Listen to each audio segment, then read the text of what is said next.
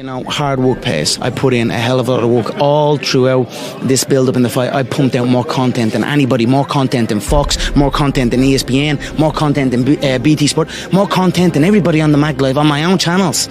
You know what I mean? I'm a workhorse from all angles, not just in the gym, but I'm building this media empire now myself, and we pumped out the content. I'm very proud of how it went. We consistently, daily movies I was releasing, you know, from like a month ago, every single day. You know what I mean? Nobody's doing that. So I'm very proud of it, and I'm very, like, the work pays, hard work pays, and I put in the fucking work, and that's why I'm sitting at the top. I put it all on the line, I show up, I perform, and I get the results from that. I think some people, and maybe I used to think once you got successful, you could, you're successful, and okay, now you can kind of just relax a little bit, but that's not the case at all. You have to pedal even harder. You have to work even more. There are more opportunities that need more time and dedication, and in order to do them well, you have to really hunker down and do the hard work. But I've never been afraid of hard work, and I always tell people, when I'm asked, and it's pretty often that I'm asked about dreams and achieving creative goals, that I always believe that the bridge between reality and a dream is work. And I always, in moments of despair and doubt and dark days, focus on the work. I show up and I work and I work and I work and I work. I took everything that I learned from an ethics standpoint that my grandfather taught me and put it into that. And saying, if you pound it as hard, whatever thing in the same direction, if you keep hitting it, at a certain point, it's gonna break and it'll open up. So that's what I did. Like, it was like, okay, cool, this is what I'm gonna do. I'm gonna focus on this thing. We go either succeed or die trying. It is what it is. I mean, you know, everybody got the same story. We just got different details. But like I always say, life is 10% what happens to you. It's 90% what you do about it. So the first step is getting completely and brutally honest enough to say, I am tired of myself. When you say I'm sick and tired of being sick and tired, that's the facilitator of change. That's when you're ready to say these words, no more excuses. No more excuses. I went to Kent State, I dropped out. I didn't drop out, I flunked out. Now that threw my life into a spiral, but because I didn't have a college degree, I could not let that stop me. And like you're doing, where you're saying, all my friends at this age are settled in your careers, you don't even know if they're happy or not. Stop comparing yourself to others. So the first thing you do is stop focusing on other people. Instead, focus on being the best version of you that you can.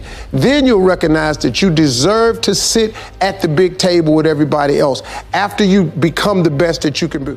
I always believe that natural talent can take you so far, but I think you need to have the work ethic and the drive to achieve your potential. I mean, I'd say, you know, my natural talent, you know, probably brought me 50% of the way, but then after that it was all down to the work that I've done and the volume of work that I've done over the last 15 years. You know, when I really started to take golf seriously and thought about making this a career. And so the one thing my father gave me, which was really key, was that work ethic, that ability to get myself up in the morning, no matter how tired I was, to push myself through those pain barriers.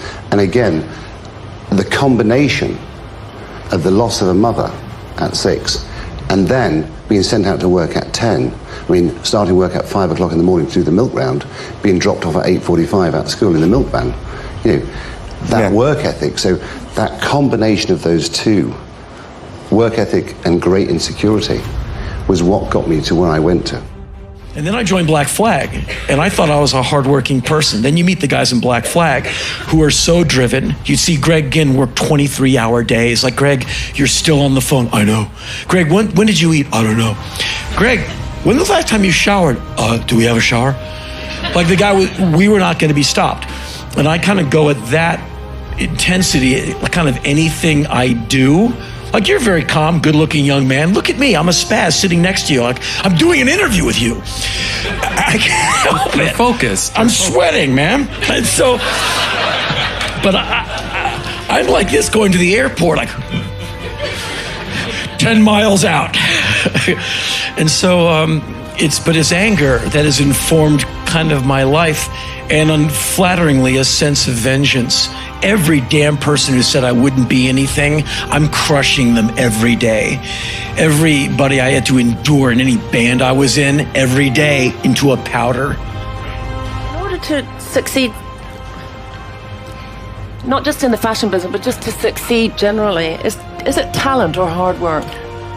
It's a combination of both, but I would say it's slanted towards hard work, slanted towards obsession. There are many designers who have much greater talent as a designer than I do, but they may not have my drive, they may not work as hard, they may not have the focus, the desire. I mean, you have to have a talent, because in the end, you can have all those things, and if the pair of pants you make don't make someone's butt look good, they're not going to buy them. Yeah, so sure. You have to have the talent to be able to make something that people want.